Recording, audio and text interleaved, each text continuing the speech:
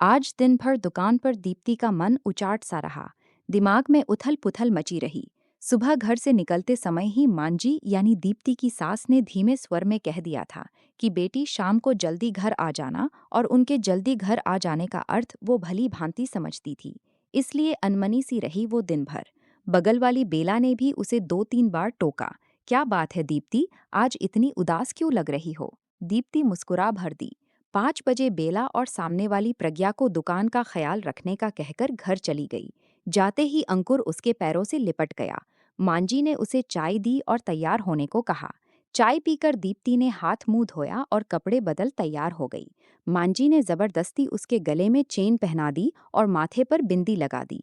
नियत समय पर विनय और उसके माता पिता दीप्ति को देखने आ गए। दीप्ति को तो वे लोग फोटो देखकर ही पसंद कर चुके थे। आज तो एक तरह से बात पक्की कर विवाह का मुहूर्त निकालने आए थे। विनय की माताजी ने शगुन देकर दीप्ति को एक तरह से अपनी बहू बना लिया। दीप्ति की आंखें भर आईं। ठीक इसी तरह एक दिन मांजी ने शगुन देकर दीपक के लिए उसे स्वीकारा था।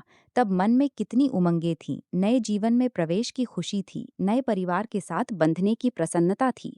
और आज वही सब दोहराया जा रहा है, लेकिन मन में कोई खुशी व उत्साह नहीं है।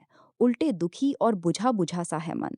रात में अंकुर ने दीप्ति के गले में बाहें डालकर बड़े लाड से पूछा, मम्मी, वो अंकल और दादा दादी कौन थे? वो तुम्हारे दादाजी के दोस्त और उनका परिवार था बेटा। दीप्ति ने उसके सिर पर प्यार से हाथ फेरकर कहा। अंकुर उससे चिपक कर जल्दी ही सो गया, पर दीप्ति को देर रात तक नींद नहीं आई। 6 साल पहले ही तो दीपक से विवाह हुआ था दीप्ति का। प्यार करने वाला पति, दिन भर स्नेह बरसाने वाले सास ससुर पाकर दीप्ति को मानो दोनों जहां की खुशियां मिल गई थी। बचपन में ही दीप्ति के माता पिता की मृत्यु हो गई थी। वो मामा मामी के यहाँ पली बढ़ी। उन्होंने उसे बहुत अच्छे से रखा। फिर भी दीप्ति का मन किसी को माँ पिताजी कहने को तरसता रहता। शादी के बाद दीपक के माता पिता ने उसे भरपूर प्यार दिया। दीपक उनका इकलौता बेटा था। दीप्ति के रूप में उन्हें बेटी भी मिल गई। साल भर के अंदर ही अंकुर का जन्म हुआ। दीप्ति और दीपक के प्यार का अंकुर। दीपक बेटी चाहता था, फिर भी वो बेटे के जन्म पर खुश हुआ। उसी ने बहुत लाड से उसका नाम अंकुर रखा।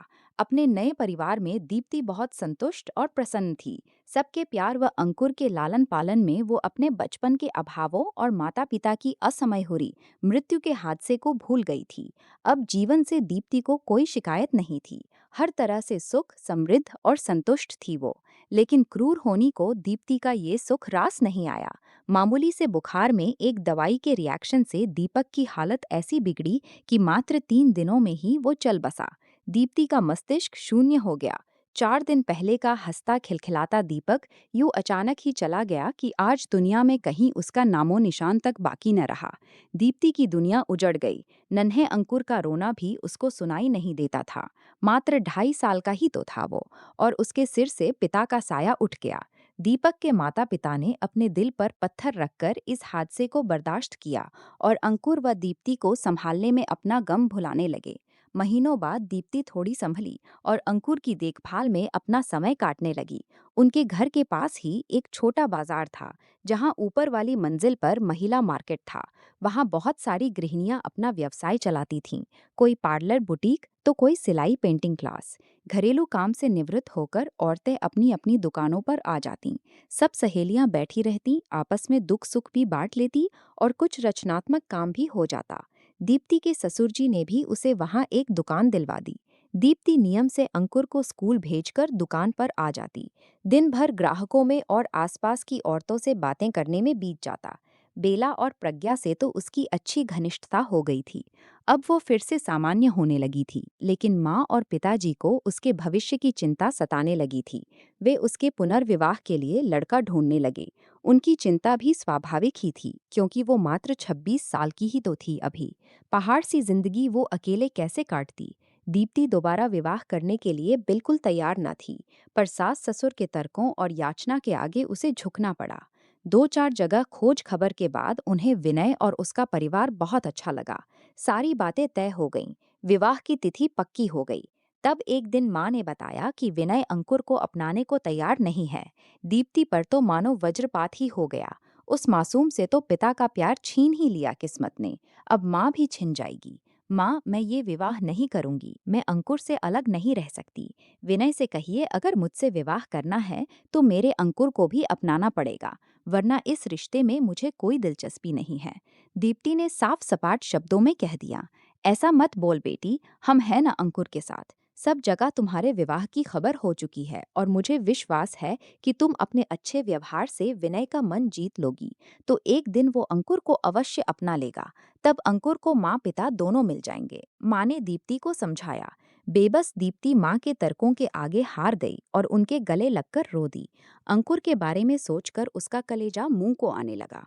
15 दिन बाद ही एक सादे समारोह में दीप्ति और विनय का विवाह हो गया। कुछ दिन विनय के माता पिता दोनों के साथ रहे, फिर वापस दिल्ली चले गए। दीप्ति नए घर, नए परिवेश और नए रिश्ते में अपने आप को ढालने का प्रयत्न करने लगी। विनय बहुत समझदार, प्यार करने वाला और ध्यान रखने वाला जीवन साथी था। दीप्ति बहुत खुश थी। बस यही बात रह रहकर उसे कचोटती रहती थी कि काश विनय उसकी ममता की तड़प को भी समझ पाता और अंकुर को भी अपना लेता। वैसे दीप्ति को इस बात की तसल्ली थी कि विनय उसी शहर में रहता था। उसके ऑफिस जाते ही घर के काम करके वो अपनी दुकान पर चली जाती। स्कूल से अंकुर को भी पिताजी दीप्ति के पास छोड़ जाते। दोपहर भर दीप्ति अंकुर के साथ समय बिता लेती, उसे लाड प्यार कर लेती। लेकिन शाम को जब वो वापस घर आने लगती तब अंकुर रुआसा होकर उसका पल्लू पकड़ लेता।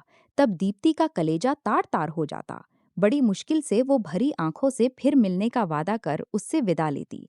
रात भर अंकुर का रोता चेहरा उसके सामने घूमता रहता और वो सो नहीं पाती। कुछ महीने इसी तरह बीत गए।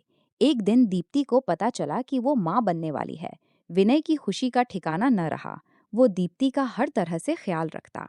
कुछ और महीने बीतने पर दीप्ति का दुकान पर जाना बंद हो गया और अंकुर से मिलने का जरिया भी।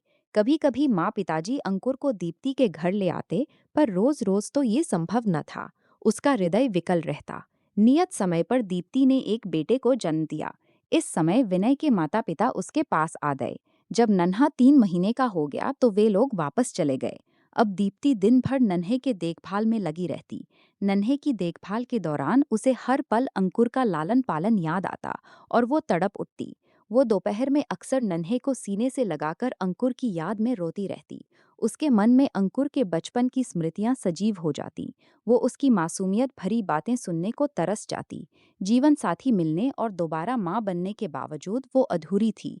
विनय ऑफिस से आकर घंटों नन्हे के साथ खेलता रहता। रात में भी उठकर उसे संभालता, उसे घुमाने ले जाता। नन्हा अब 5 महीने का हो गया था। उसकी किलकारी से घर गूंजता रहता। नन्हे को वैक्सीन लगवाने के बाद दीप्ति घर लाई तो उसे बुखार हो गया। वो सारा दिन रोता रहता और चिड़चिड़ करता रहता। दीप्ति उसे संभालते संभालते बहुत थक गई थी। विनय, अगर आप इजाजत दें तो मैं कुछ दिनों के लिए माँ के यहाँ हो आऊं। वहाँ नन्हे की देखभाल भी ठीक से हो जाएगी। उसने विनय से पूछा। हाँ दीप्ति, हो आओ। तुम्हें भी थोड़ा आराम मिल जाएगा। बहुत थक गई हो तुम। मेरी चिंता मत करना। ऑफिस का कैंटीन बहुत अच्छा है, मैं वही खाना खा लिया करूंगा। विनय ने सहर्ष अनुमति दे दी। दीप्ति खुशी खुशी नन्हे को लेकर माँ के घर आ गई। नन्हे को सारा दिन माँ पिताजी संभाल लेते। दीप्ति पूरा समय अंकुर की देखभाल में बिताती। उसे नहलाना धुलाना खाना खिलाना सब वो करती। महीनों बाद अंकुर रात भर उससे लिपट कर सोया। वो उसे नई नई कहानियां सुनाती। दीप्ति बहुत खुश थी और उसकी ममता भी पूर्ण रूप से संतुष्ट थी।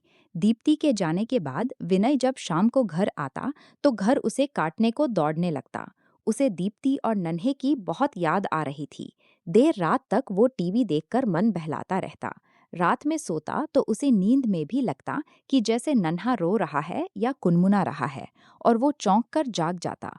उसे न घर में न ही ऑफिस में चैन आ रहा था।